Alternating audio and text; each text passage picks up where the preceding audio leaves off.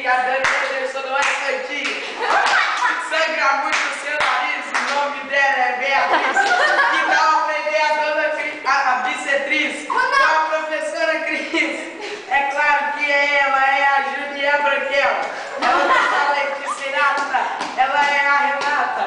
Ele traz na bucha vaca, o nome dele é popular. Não se anime, porque tá chegando a Aline. Vem pra cá com a gente, menos o Alex doente.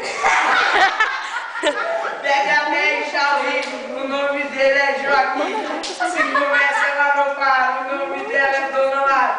Veja os Estados Unidos, James e Janinho são unidos. A Dona Pamela é Chiringuinha, da coitada da Raíssa.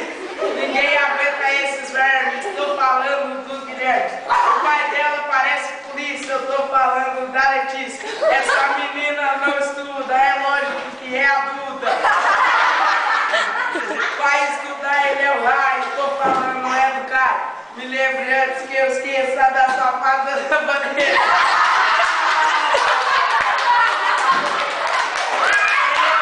Meu parceiro, é o Vinícius Carneiro.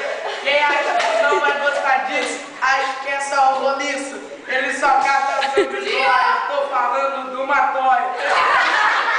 Não mexe com ele, que ele desce o mal. Esse é meu amigo mal.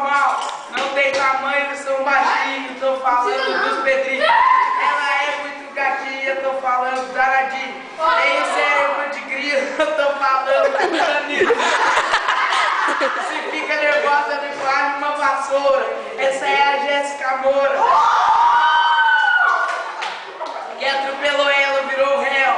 Essa é a Ana Flávia Maciel. Esse aqui é o nosso hino falando da Cintia, aí eu termino. Aê!